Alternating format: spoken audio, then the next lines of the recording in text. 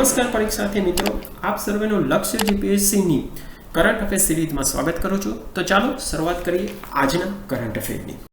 તાજેતરમાં સરકારશ્રી દ્વારા draft digital data protection bill જાહેર જનતાની કમેન્ટ માટે, અભિપ્રાય માટે મૂકવામાં આવ્યું છે. બરાબર છે.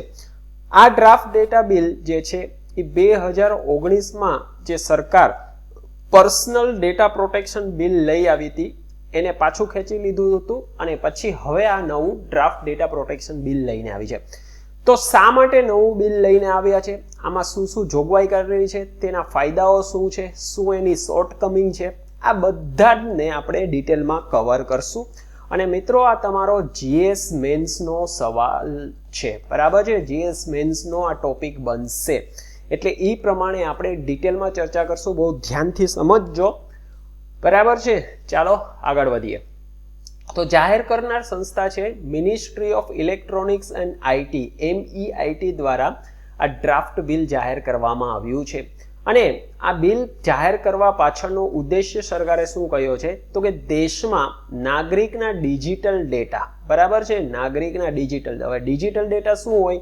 માનો કે તમે ફેસબુક ઉપર કોઈ ફોટા અપલોડ કરો અથવા તો ટ્વિટર ઉપર તમે કોઈ ટ્વીટ કરો તમારી, અથવા યુટ્યુબમાં તમે કોઈ વિડીયો મૂકો, યા ફિર ફ્લિપકાર્ટ હોય અથવા તો કોઈ ડિજિટલ કોમર્સ સાઇટ ઉપર ખરીદી કરો, ધંધા માટે કોઈ ટ્રાન્ઝેક્શન કરો, આ બધા જ જ્યારે તમે ટ્રાન્ઝેક્શન કરતા હો ત્યારે ડેટા જનરેટ થતા હોય છે, જેને ડિજિટલ ડેટા કહેવામાં આવે છે. બરાબર છે. આ બધા જ નાગરિકના ડિજિટલ ડેટાને રક્ષણ આપતું આ સર્વવ્યાપી કાયદાકીય માળખું પૂરું પાડતું બિલ છે. બરાબર છે. કોમ્પ્રિહેન્સિવ લીગલ સ્ટ્રક્ચર પૂરું પાડતું આ બિલ છે.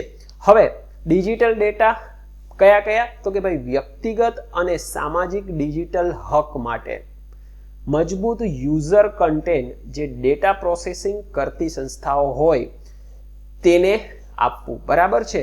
વ્યક્તિગત અને સામાજિક, નાગરિકના વ્યક્તિગત હકને અને સામાજિક હકને. વ્યક્તિગત એટલે માનો કે તમારા આધાર કાર્ડનો ડેટા, પાન કાર્ડનો ડેટા, આ તમારો વ્યક્તિગત ડેટા થઈ ગયો એટલે એનો પણ હક આ બિલમાં આપવામાં આવ્યો છે. અને સામાજિક એટલે સેન્સસ, માનો કે તમારી જાતિનો ડેટા છે, ધર્મનો ડેટા છે, જે સરકાર પાસે હોય તે સામાજિક કહેવાય. તો તેવા હક પણ, સામાજિક હક પણ આપવા. જે યુઝર કન્ટેન્ટ, માનો કે તમે કોઈ સેવા, આજે કોઈ એપ્લિકેશન ડાઉનલોડ કરી, કોઈ સાઇટ ઉપર તમે જાઓ તો એ યુઝ કરવા માટે કન્સન્ટ આપવા પડે. એમાં આપણને કોઈ શે હોતા નથી અને ત્યાંથી જો કોઈ ડેટા લીક થાય તો એની માટે આવી ડેટા એકત્ર કરવાવાળી જે સંસ્થા હોય એને જવાબદાર ઠેરવવા માટે આ બિલમાં જોગવાઈ કરેલી છે. બરાબર છે. તો આ બિલ અંતર્ગત વ્યક્તિગત સામાજિક ડિજિટલ હક માટે મજબૂત યુઝર કન્ટેન્ટ જે ડેટા પ્રોસેસિંગ કરતી સંસ્થા હોય તેને આપવામાં આવશે. આ સિવાય બીજું છે વ્યક્તિગત ડેટા પ્રોસેસ અને એકઠા કરતી સંસ્થા માટે કેટલીક ફરજો અને બંધન સુનિશ્ચિત કરવામાં આવ્યો છે. બરાબર. કેટલીક ડ્યુટી અને ઓબ્લિગેશન પણ આ બિલ અંતર્ગત સુનિશ્ચિત કરવામાં આવ્યું છે.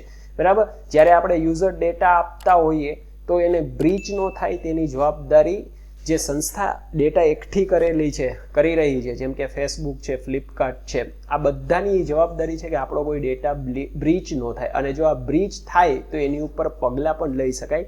એ આ બિલમાં સુનિશ્ચિત કરવામાં આવ્યું છે. એ આ બિલનો મેઇન ઉદ્દેશ્ય છે.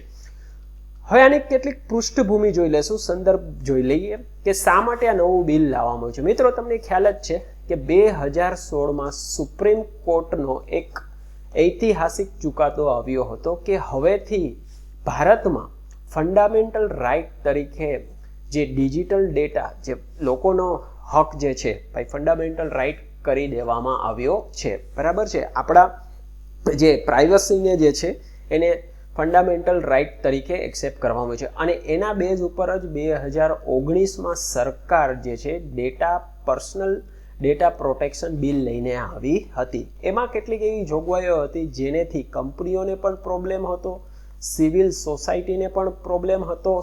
એ સિવાય એ બિલ સંસદમાં જ્યારે મૂકવામાં આવ્યું ત્યારે વિરોધ પક્ષને પણ પ્રોબ્લેમ હતો. તો આ બધી બાબતોને ધ્યાનમાં રાખીને તેને સંસદની સંયુક્ત સમિતિ પાસે મોકલવામાં આવ્યું હતું. બરાબર છે, સંસદની સંયુક્ત સમિતિ પાસે આ બિલને મોકલવામાં આવ્યું અને સંસદની જે જોઈન્ટ પાર્લામેન્ટરી કમિટી જે છે, બરાબર, સંયુક્ત સમિતિ છે, તેને જે જૂના બિલ 2019નું પર્સનલ ડેટા પ્રોટેક્શન બિલ હતું તેને ઉપર કેટલી આપત્તિઓ જતાવી હતી અને કેટલાક ફેરફાર અને સૂચનો પણ કરેલા હતા. આ સર્વને આ બિલ અંતર્ગત આવરી લેવામાં આવ્યા છે. તો આ એનો સંદર્ભ થઈ ગયો. હવે આ બિલ અંતર્ગત શું મુખ્ય જોગવાઈ કરેલી છે તેને પણ આપણે જોશું અને જૂના બિલમાં શું જોગવાઈ હતી અને નવા બિલમાં શું ફેરફાર કરેલા છે, આ બેયની આપણે ટીક બાય ટીક કમ્પેરિઝન પણ કરશું. તો પેલા બિલની જેવી જોગવાઈ જોઈ લઈએ. હવે બિલની મુખ્ય જોગવાઈમાં પહેલી જોગવાઈ છે, બિલની જોગવાઈ એવી સંસ્થા પર લાગુ પડશે જે વ્યક્તિગત ડેટા જે ઓનલાઈન અને ઓફલાઈન ભેગા કર્યા હોય અને તેને ડિજિટલ રૂપમાં વાપરવામાં આવ્યા હોય. બરાબર છે, ચાહે ઓનલાઈન ડેટા તમે એકત્ર કરો કે ઓફલાઈન ડેટા કરો, પણ એને જ્યારે તમે ડિજિટલ સ્વરૂપમાં આપશો ત્યારે આ બિલની બધી જોગવાઈઓ એવી સંસ્થા ઉપર લાગુ પડશે. બરાબર છે. હવે આ જોગવાઈ જે છે પહેલા કેવું હતું કે બ્લેન્કેટ હતી કે ભાઈ તમે પર્સનલ ડેટા કવર ઓનલાઈન કરતા હોય કે ઓફલાઈન કરતા હોય બંનેને લાગુ પડતી હતી. સાથે સાથે નોન પર્સનલ ડેટા પણ જો તમે એકત્ર કરતા હોય તો પણ એની ઉપર લાગુ પડતી હતી. જે જૂનું પર્સનલ ડેટા પ્રોટેક્શન બિલ હતું એની હું વાત કરી રહ્યો છું. પણ હવે જે નવું પર્સનલ ડેટા પ્રોટેક્શન બિલ લાવ્યું છે એમાં ફક્ત ને ફક્ત વ્યક્તિગત ડેટા કલેક્શન જે કરવામાં આવશે તેની ઉપર જ આ જોગવાઈ લાગુ પડશે. જે નોન પર્સનલ ડેટા છે એને બાદબાકી કરી દેવામાં આવે છે. શા માટે બાદબાકી? ભાઈ નોન પર્સનલ ડેટા એટલે એવા ડેટા હોય, માનો કે તમને કોઈ પૂછે કે ભાઈ તમને સૌથી તમારું ફેવરિટ શાક કયું છે, મન ભાવતું શાક કયું છે, ભાઈ તમે કહો ભાઈ કોબીનું શાક છે. બરાબર છે, તો આ નોન પર્સનલ ડેટા થઈ જાય. કારણ કે કોબીના શાક ઉપરથી આપણે એમ ન કહી શકીએ ભાઈ ફલાણા ભાઈને કોબીનું શાક ભાવે એટલે XYZ ભાઈ ઈ જ છે.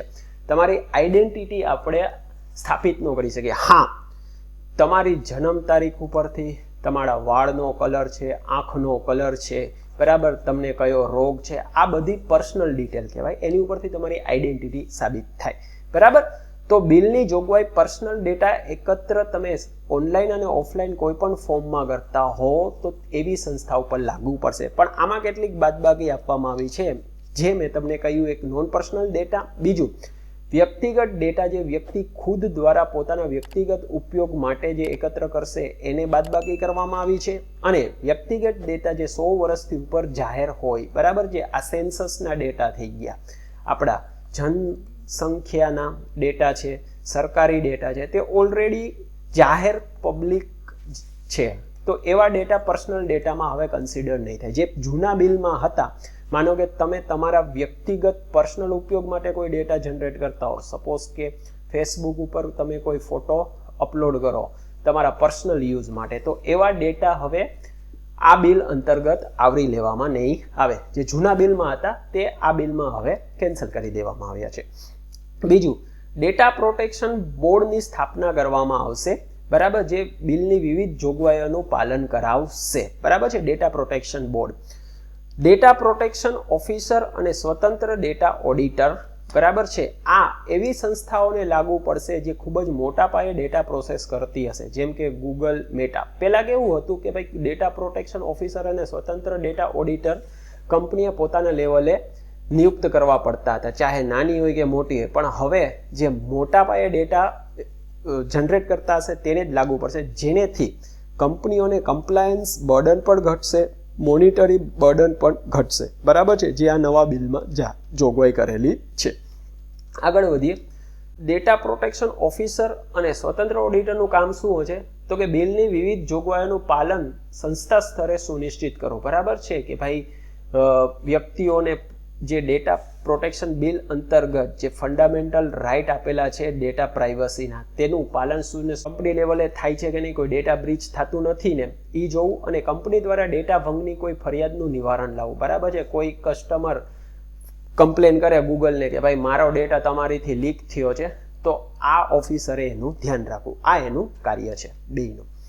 ડેટા સ્થાનિકીય નિયમનમાં છૂટછાટ આપવામાં આવી છે, બરાબર છે. પહેલાના બિલમાં અને હાલના બિલમાં જે છે ડેટા લોકલાઇઝેશનની જે જોગવાઈ છે એમાં કેટલોક ફેરફાર કરવામાં આવ્યો છે. નવા બિલમાં શું ફેરફાર કરેલો છે તો કે હવેથી કંપનીને ડેટા ક્રોસ બોર્ડર ટ્રાન્સફર માટે છૂટ આપવામાં આવશે. આમાં કેટલીક શરતો મૂકવામાં આવી છે કે એવા દેશોમાં તમે ટ્રાન્સફર કરી શકશો જે આપણી જોડે સારા સંબંધ, મૈત્રીપૂર્ણ સંબંધ હોય, બરાબર છે. એવું નહીં કે પાકિસ્તાનમાં તમે ડેટા ટ્રાન્સફર કરી દો, ચાઇનામાં તમે ટ્રાન્સફર કરી દો, નહીં, બરાબર. એવા દેશમાં હવે એવી કંપની જે છે ટ્રાન્સફર કરી શકશે જે પહેલાના બિલમાં, જૂના બિલમાં ટોટલી બેન મૂકેલો હતો કે ભાઈ ક્રોસ બોર્ડર ટ્રાન્ઝેક્શન ડેટાનું તમે નહીં કરો, તમારે ફાઇલ ભારતમાં રાખવી જ પડશે કમ્પલસરી. કોઈ પણ કંપનીઓ, ચાહે ગૂગલ હોય, ચાહે યુટ્યુબ હોય, ચાહે ફેસબુક હોય, બધાને કમ્પલસરી હતું કે ભારતમાં ડેટાનું લોકલાઇઝેશન, ડેટાનું સ્ટોર કરે. જે હવેથી છૂટછાટ આપવાથી કંપનીને એટલી રાહત મળશે. નવા બિલમાં એ ફેરફાર કરવામાં આવ્યો છે.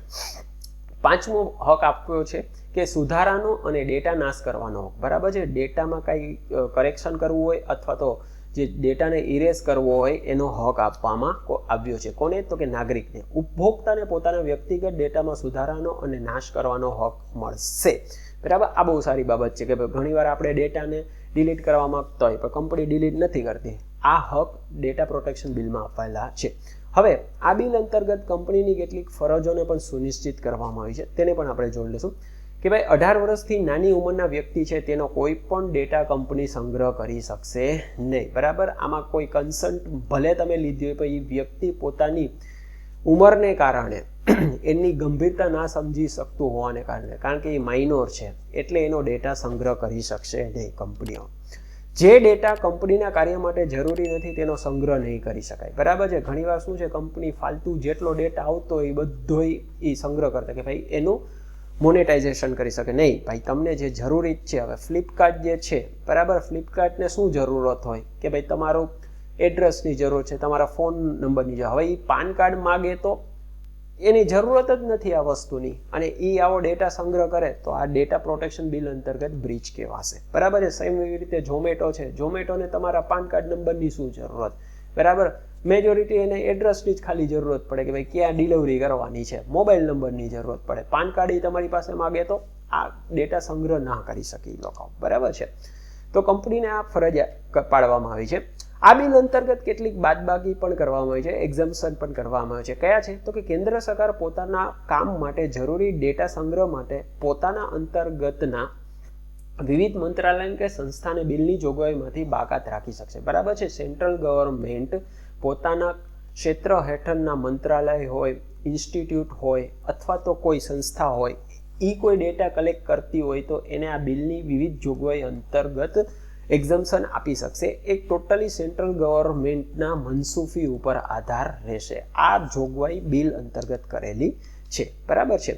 હવે આ બિલ અંતર્ગત કેટલાક દંડ પણ કરેલા છે કે ભાઈ ડેટા બ્રીચ કોઈ કંપની દ્વારા કરવામાં આવે તો કયા દંડ ભરવા પડશે એને પણ મૂક્યો છે. તો મુખ્યત્વે આ નાણાકીય દંડ કરી દેવામાં આવ્યા છે.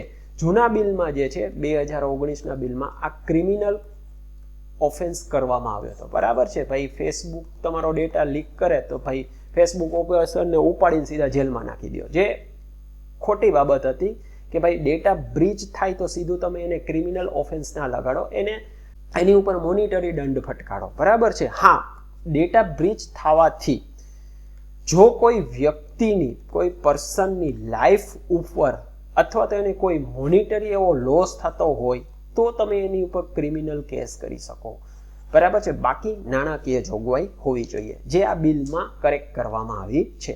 તો શું જોગવાઈ કરેલી છે કે ભાઈ કંપની જેનું ટર્નઓવર 50 થી 500 કરોડ વચ્ચે હશે તેની પર જ આ ડેટા ભંગ કે નિયમના દંડ માનવામાં આવશે, બરાબર છે. 50 કરોડથી નીચેની કંપની હશે એની ઉપર નહીં. એ સિવાય જો વ્યક્તિ ઓનલાઈન ખોટા દસ્તાવેજ જમા કરાવે કે ખોટી ફરિયાદ કરે તો તેની ઉપર 10,000નો એક વખતનો દંડ કરવામાં આવશે, જે આ બિલ અંતર્ગત નવી જોગવાઈ કરેલી છે, જે જૂના બિલમાં હતી નહીં, બરાબર છે. તો આપણે મિત્રો જોઈ લીધું કે ટીક બાય ટીક નવા બિલમાં અને જૂના બિલમાં શું ફેરફાર છે. ભાઈ જૂના બિલમાં આપણે પહેલા તો જોયું કે ભાઈ વ્યક્તિગત ડેટા અને નોન પર્સનલ ડેટા બંનેને કન્સિડર કરી લીધા હતા પ્રાઇવસી બિલની અંતર્ગત, જે હવે નવા બિલમાં ખાલી વ્યક્તિગત ડેટાને જ કન્સિડર કરવામાં આવશે, બરાબર છે. બીજું, જૂના બિલ અંતર્ગત જે દંડની જોગવાઈ ક્રિમિનલ હતી તે હવે નોન ક્રિમિનલ કરી દેવામાં આવી છે, બરાબર છે, મોનિટરી કરી દેવામાં આવી છે. જે જૂના બિલ અંતર્ગત પણ જે જૂના બિલ અંતર્ગત ક્રિમિનલ હતી, જે એક સારી બાબત છે, બરાબર છે. એ સિવાય જે ડેટા લોકલાઇઝેશનનો કાયદો જે જૂના બિલમાં હતો એ હવેથી નવા બિલમાં લિબરલાઇઝ કરી દીધો છે, બરાબર છે. તો આ 3 મેઇન મુખ્ય બાબતો આ નવા બિલમાં કન્સિડર કરેલી છે. તો યાદ રાખજો, જૂના બિલ અને નવા બિલ વચ્ચે શું ફરક છે. હવે આ બિલના ફાયદા શું છે? તો કે આંતરરાષ્ટ્રીય બેસ્ટ પ્રેક્ટિસનું અનુકરણ છે, બરાબર છે. મિત્રો, તમને ખબર છે EU દ્વારા, પછી US દ્વારા, UK દ્વારા પોતાના ડેટા પ્રોટેક્શન બિલ લાવવામાં આવે છે. એમાંથી સૌથી સ્ટ્રિંજન્ટ જે છે એ EUનું બિલ છે, પછી USનું આવે. જ્યારે આપણે આપણું બિલને કન્સિડર કરી તો એ EUથી થોડુંક સ્ટ્રિંજન્ટ છે, એવું નથી કે ભાઈ બહુ સ્ટ્રિંજન્ટ છે, કારણ કે EUમાં ડેટા લોકલાઇઝેશન તમે જોવો તો એને કડક માનેલું છે, બરાબર છે. તમે EUની બહાર કોઈ પણ નાગરિકનો ડેટા તમે લઈ ન જઈ શકો, જ્યારે ભારતમાં હવે થોડીક એમાં છૂટછાટ આપેલી છે. બીજું, EUમાં ફંડામેન્ટલ રાઇટ ટુ પ્રાઇવસીને આપેલો છે, બરાબર છે. એ સિવાય જે મેઇન પિલર જે છે એ રાઇટ ટુ ફરગોટને એને આપેલો છે કે ભાઈ વ્યક્તિ કહે તો કોઈ પણ કંપનીને એનો પર્સનલ ડેટા ઇરેઝ કરી દેવામાં કમ્પલસરી છે, બરાબર છે. તો આ બિલ આપણું આંતરરાષ્ટ્રીય બેસ્ટ પ્રેક્ટિસનું અનુકરણ કરે છે. બીજું, આર્થિક ફાયદા આનેથી થશે કે ભાઈ data is a new oil છે. આજના જમાનામાં ડેટા ઉપર જ આખી ઇકોનોમી સ્થાયી થયેલી છે, બરાબર, ટકેલી છે. હવે ડેટા લોકલાઇઝેશન જે નોર્મમાં ફેરફાર કરેલો છે તેનેથી ડેટાને મોનેટાઇઝ કરીને આપણી અર્થવ્યવસ્થાને પણ ફાયદો થશે. આનેથી જેટલા સ્ટાર્ટઅપ જે છે એ આખી ઇકોસિસ્ટમ ડેવલપ થશે. ત્રીજો મેઇન ફાયદો છે બિન વ્યક્તિગત ડેટાને બિલમાંથી બાદબાકી કરેલી છે, બરાબર છે. મેં તમને જેમ કીધું એમ પર્સનલ અને નોન પર્સનલ બંનેને જૂના બિલમાં આવરી લેવામાં છે. જે નોન પર્સનલની જરૂરત નહોતી, જેને હવે કાઢી દેવાથી બિલ વધુ જે છે એ લોજિકલ તાર્કિક થઈ ગયું છે. આ સિવાય મેઇન ફાયદો બીજો આપણે જે દંડનો ચર્ચા કરી તે પણ છે કે ભાઈ ક્રિમિનલ ઓફેન્સને કાઢીને હવે એને ફાઇનાન્શિયલ જે મોનિટરી ઓફેન્સ તરીકે કન્સિડર કરેલો છે. તો આ બિલના મેઇન ફાયદા છે. હવે આ બિલનાથી કેટલીક ચિંતાઓ પણ એક્સપર્ટોને જતાવી છે, અને એ ચિંતામાં કહ્યું છે કે ભાઈ સેન્ટ્રલ ગવર્મેન્ટે ખૂબ જ છૂટછાટ આપી દીધેલી છે, બાદબાકી આપેલી છે. ભાઈ સેન્ટ્રલ ગવર્મેન્ટની મનસુફી છે કે ભાઈ કયો સંસ્થાને અને કયા મંત્રાલયને કયા ડેટા માટે બાદબાકી બિલ અંતર્ગત આપવી એ ટોટલી સેન્ટ્રલ ગવર્મેન્ટ ઉપર છે, બરાબર છે. તો આ એક મનસુફીને લઈને પણ એક્સપર્ટોએ ચિંતા જતાવી છે. બીજું, ફરજિયાત સ્થાનિક ડેટા સંગ્રહમાં મળેલ છૂટછાટ. મિત્રો, ભલે આનેથી ઇઝ ઓફ ડુઈંગ તો વધશે, પણ આપણે એ સુનિશ્ચિત નહીં કરી શકીએ કે ભાઈ આજે ગૂગલ છે, મેટા છે, યુટ્યુબ છે, એ ભારતમાં આપણો ડેટા સ્ટોર કરશે કે નહીં. કાલે ઉઠીને બધો જ ડેટા જે છે એ ખાલી અમેરિકા અથવા તો કોઈ XYZ બીજા દેશમાં કરતું હોય, જ્યાંથી આપણા દેશને કોઈ મોનેટાઇઝ ફાયદો ન થાય. તો એ સુનિશ્ચિત આપણે ના કરી શકીએ. તો આ જે મળેલ છૂટછાટ છે તેનો મોટી કંપનીઓ ગેરફાયદો પણ ઉઠાવી શકે એમ છે. ડેટા પ્રોટેક્શન બોર્ડની નિયુક્તિ, બરાબર છે. હવે આ ટોટલી કેન્દ્રની મનસુફી ઉપર છે કે ભાઈ કેન્દ્ર આમાં કોને નિયુક્ત કરે, કોને નિયુક્ત ન કરે. એ ડેટા પ્રોટેક્શન બોર્ડમાં જેટલા સભ્યો હશે તેની ટોટલી નિયુક્તિ કેન્દ્ર સરકારના હાથમાં છે. તો મિત્રો, આપણે ડિટેલમાં જોઈ લીધું કે ડેટા પ્રોટેક્શન બિલ, જે ડ્રાફ્ટ ડેટા પ્રોટેક્શન બિલ આવેલું છે તેની શું શું જોગવાઈ છે, શું એમાં ફેરફાર કરેલા છે, જૂના બિલ અને નવા બિલ વચ્ચે શું મેઇન તફાવત છે, શું આના ફાયદા છે, અને આની શું એક્સપર્ટોએ ચિંતા અથવા તો ક્રિટિસિઝમ કરેલી છે. આ બધા ટોપિકને તમે મેન્સને લઈને યાદ રાખજો. મેન્સમાં આમાં તમને પૂછાઈ શકે. આર્ટેમિસ 1 મિશન આજકાલ આ ચર્ચામાં છે. તો આ મિશન સેના સાથે સંકળાયેલું છે, કોના દ્વારા લોન્ચ કરવામાં આવ્યું છે, તેને સર્વને આપણે ડિટેલમાં જોશું. આર્ટેમિસ મિશન એ નાસાનું આર્ટેમિસ પ્રોગ્રામ અંતર્ગતનું મિશન છે, બરાબર છે. આર્ટેમિસ પ્રોગ્રામ નાસાએ જે જાહેર કર્યો છે તેની અંતર્ગતનું જે આર્ટેમિસ 1 મિશન છે. આ મિશન જાહેર કરવા પાછળનો ઉદ્દેશ્ય શું છે તો કે ચંદ્ર પર મનુષ્યને ફરીથી મોકલવો, તે આ મિશનનો મેઇન ઉદ્દેશ્ય છે. કોનો તો કે આર્ટેમિસ પ્રોગ્રામ અંતર્ગત આર્ટેમિસ મિશનનો. બરાબર છે. હવે આ મિશન વિશે આપણે થોડુંક જોઈ લઈએ તો કે આ નાસાનું ત્રીજું મનુષ્ય મિશન છે. બરાબર, આ પહેલા પ્રોજેક્ટ મર્ક્યુરી અને પ્રોજેક્ટ જેમિની નાસાએ છોડ્યો હતો. હવે આ આર્ટેમિસ મિશન જે છે એ નાસાનું આવું ત્રીજું મિશન છે. આર્ટેમિસ મિશન વિશે જોઈ લઈએ થોડું. આર્ટેમિસ મિશનમાં કુલ 3 મિશન છે, જેમાં પ્રથમ મિશન છે આર્ટેમિસ 1, જેના અંતર્ગત સ્પેસ લોન્ચ વ્હીકલ અને ઓરિયોન સ્પેસક્રાફ્ટ છોડવામાં આવશે. જે હાલમાં જે આર્ટેમિસ 1 છોડ્યું હતું તેમાં આ ઓરિયોન સ્પેસક્રાફ્ટ અને સ્પેસ લોન્ચ વ્હીકલ છોડવામાં આવ્યું છે. હવે સ્પેસ લોન્ચ વ્હીકલ શું છે તો કે તે અત્યાર સુધીનું નાસાનું સૌથી શક્તિશાળી રોકેટ છે. બરાબર છે. હવેથી જે પણ નાસા રોકેટ યુઝ કરશે તે આ સ્પેસ લોન્ચ વ્હીકલ યુઝ કરશે અને આ તેનું ડેમોન્સ્ટ્રેશન મિશન હતું. બરાબર, આર્ટેમિસ 1 થ્રુ. જ્યારે ઓરિયોન સ્પેસક્રાફ્ટ જે છે એ મનુષ્યને ચંદ્ર પર મોકલતા પહેલા ચંદ્ર આસપાસ જેટલા પણ વૈજ્ઞાનિક પરીક્ષણો કરવામાં આવશે નાસા દ્વારા, તે આ ઓરિયોન સ્પેસક્રાફ્ટ દ્વારા કરવામાં આવશે. ઓરિયોન બિસ્કિટ ખાઈ સમજીને તમે યાદ અને રાખી લેજો આને કે ભાઈ ઓરિયોન સ્પેસક્રાફ્ટ જે છે તે નાસા દ્વારા જે આર્ટેમિસ મિશન અંતર્ગત મનુષ્યને ચંદ્ર ઉપર મોકલવાના છે તે પહેલા તે ચંદ્રની આસપાસની સપાટી જે આ વાતાવરણ છે તેને ફરીથી એકવાર ચેક કરી લેશે ઓરિયોન સ્પેસક્રાફ્ટ. પછી હા ના પાડશે પછી છોડવામાં આવશે. જ્યારે આર્ટેમિસ 2 જે છે એ 2024માં છોડવામાં આવશે, જેના અંતર્ગત માનવને ચંદ્ર પર મોકલવામાં આવશે પણ લેન્ડિંગ નહીં થાય. ભાઈ ચંદ્રની આજુબાજુ ઘૂમશે, બરાબર છે, પણ ચંદ્ર ઉપર ઉતરશે નહીં. જ્યારે આર્ટેમિસ 3 જે 2026માં છોડવામાં આવશે તેમાં માનવને ચંદ્રના દક્ષિણ છોડ ઉપર છોડવામાં આવશે. બરાબર, તેના ઉપર ઉતારવામાં આવશે. બરાબર, પહેલામાં સ્પેસક્રાફ્ટ મોકલું, બીજામાં મનુષ્યને મોકલશે ચંદ્ર આસપાસ ચકડા મારી અને પાછો આવશે. જ્યારે ત્રીજામાં જે છે એ ચંદ્ર ઉપર દક્ષિણ પોલ, બરાબર, દક્ષિણ બાજુમાં ચંદ્ર ઉપર માનવ ઉતરશે. બરાબર, આર્ટેમિસ પ્રોગ્રામ અંતર્ગત આર્ટેમિસ 1, 2 અને 3 યાદ રાખજો, નાસાનો પ્રોગ્રામ છે અને આનો મેઇન ઉદ્દેશ્ય ચંદ્ર ઉપર મનુષ્યને પાછો મોકલવાનો છે. યાદ રાખજો. હવે કેટલાક પ્રાથમિક પરીક્ષા સ્પેશિયલને આપણે ચેક કરી લેશું. ઇન્ડો પેસિફિક રિજનલ ડાયલોગ 2022 હાલમાં યોજાઈ રહ્યો છે.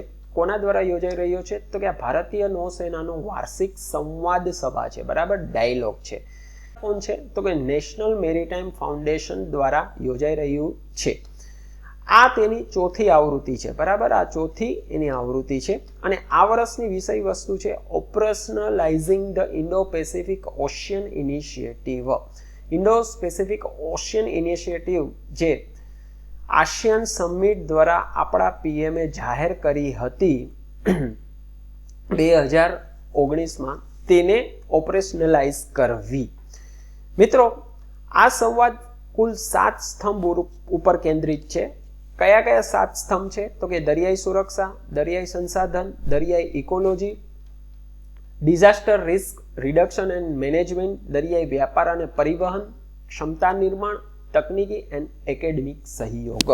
આ ટોટલ 7 પિલર ઉપર ઇન્ડો પેસિફિક રિજનલ ડાયલોગ આધાર રાખે છે. બરાબર છે, 4થી આવૃત્તિ છે. ભારતીય નૌસેના ઇન્ડિયન નેવી દ્વારા યોજવામાં આવે છે. યાદ રાખજો મિત્રો. અહીંયા આપણે ઇન્ડો પેસિફિકને પણ ફરીથી જોઈ લઈએ. હું વારે વારે તમને આ નકશો બતાવીશ જેથી દિમાગમાં તમને છપાઈ જાય. બરાબર છે. હું અહીંયા જે કર્સર ઘુમાવી રહ્યો છું આ આખો જેટલો એરિયા જે છે ને એ ઇન્ડો પેસિફિક કહેવામાં આવે છે. બરાબર છે. આફ્રિકાના ઈસ્ટથી લઈ નોર્થ અમેરિકા અને સાઉથ અમેરિકાના વેસ્ટ સુધીનો જેટલો આ એરિયા જે છે એ ઇન્ડો પેસિફિકમાં આવે છે. પહેલા આને એશિયા પેસિફિક કહેવાતું, પણ હવેથી ભારતની વધતી સંપ્રભુતાને જોતા, વધતું આપણું મહત્વને જોતા એને ઇન્ડો પેસિફિક નામ આપવામાં આવ્યું છે. બરાબર છે. તો ઇન્ડો પેસિફિકમાં કયા કયા દેશો આવે છે, મુખ્ય દેશો, તેની પણ આપણને ખબર હોવી જોઈએ. તે આપ સર્વ મને કમેન્ટ સેક્શનમાં કહો. બરાબર છે. હું વારે વારે તમને આ નકશા જ્યારે જ્યારે આવશે ત્યારે બતાવતો જ રહીશ, જેથી દિમાગમાં છપાઈ જાય. આગળ વધશું. ગાંધી મંડેલા એવોર્ડ હાલમાં જ જાહેરાત કરવામાં આવી છે આ એવોર્ડની. તો કે તાજેતરમાં તિબેટના આધ્યાત્મિક ગુરુ દલાઈ લામાને આ એવોર્ડથી સન્માનિત કરવામાં આવ્યા છે. કયા? તો કે ગાંધી મંડેલા એવોર્ડ. કોના દ્વારા આપવામાં આવે છે? તો કે 2019માં ગાંધીજીની 150મી જન્મ જયંતિ ઉપર ભારત સરકાર દ્વારા આ એવોર્ડની શરૂઆત કરવામાં આવેલી છે. બરાબર. અને તે વ્યક્તિને આપવામાં આવે છે, કોઈ સંસ્થાને કે એનજીઓને નથી આપવામાં આવતો. અને એવા વ્યક્તિને જે ગાંધી અને મંડેલાની ફિલોસોફી, જે નોન વાયોલન્સની જે છે તેની ઉપર જે કામ કરતા હોય એને આપવામાં આવે છે. તો યાદ રાખજો, દલાઈ લામાને આ વર્ષનો ગાંધી મંડેલા એવોર્ડ આપવામાં આવ્યો છે. શત્રુ નાશ કવાયત હાલમાં આ ચર્ચામાં છે શું? તો કે ભારતીય સેનાની ઇન્ટિગ્રેટેડ ફાયર પાવર કવાયત છે. બરાબર. ઇન્ટિગ્રેટેડ ફાયર પાવર એટલે એમાં ટેન્ક, આર્ટિલરી, પછી એરિયલ પાવર બધાને ભેગા મળીને ચકાસવામાં આવે કે ભાઈ હા, કામ તો બરાબર કરે છે ને. અને તે થારના રણમાં આયોજિત કરવામાં આવ્યું હતું. બરાબર છે. શત્રુનાશ કવાયત. લોસ એન્ડ ડેમેજ ફંડ હાલમાં આ ફંડની જાહેરાત કરવામાં આવી છે. ક્યાં? તો કે COP27 અંતર્ગત. મિત્રો, COP27માં ઘણા બધા ફંડની જાહેરાત કરવામાં આવેલી છે. ઘણા એલાયન્સની જાહેરાત કરવામાં આવી છે, જેમ કે મેંગ્રો અલાયન્સ, પછી ઇન્ટરનેશનલ ડ્રાફ્ટ અલાયન્સની જાહેરાત કરવામાં આવી છે. પછી ભારત દ્વારા ઇન્ટરનેશનલ ડિઝાસ્ટર રિસ્ક એન્ડ એસલરેટેડ ફંડની જાહેરાત કરવામાં આવી છે. તો આવા ઘણા ફંડની જાહેરાત કરવામાં આવી છે. તે સર્વને આપણે યાદ નથી રાખવાના બધાને. જેટલા ઇમ્પોર્ટન્ટ છે તે બધા જ આપણે કરંટ અફેરના વિડીયોમાં કવર કરેલા જ છે. તો તમે એને ગ્રો થ્રુ થઈ જાજો એકવાર. તો લોસ અને ડેમેજ ફંડ COP27માં હાલમાં જ જાહેરાત કરવામાં આવી છે. અને આ ફંડનો ઉદ્દેશ્ય શું છે? તો કે આર્થિક રીતે નબળા દેશો જેને જળવાયુ પરિવર્તનની અસરથી નુકસાન થયેલું હોય તેને વળતર પૂરું પાડવું. બરાબર છે. પછી જળવાયુ ક્લાઇમેટ ચેન્જને કારણે જે ડ્રોટ થાય અથવા તો ફ્લડ આવે એનેથી જે નુકસાન થયેલું હોય તેની ભરપાઈ કરવા જે આ ફંડનો મેઇન ઉદ્દેશ્ય છે. યાદ રાખજો, લોસ એન્ડ ડેમેજ ફંડ. તો મિત્રો, આજના કરંટ અફેરના વિડીયોમાં આટલું જ. ફરી આપની સમક્ષ એક નવા કરંટ અફેરના વિડીયો સાથે હાજર થઈશ. ત્યાં સુધી આપના અને આપના પરિવારનો ખ્યાલ રાખજો. સ્વસ્થ રહેજો, સુરક્ષિત રહેજો. Keep watching, keep learning. Vande માતરમ.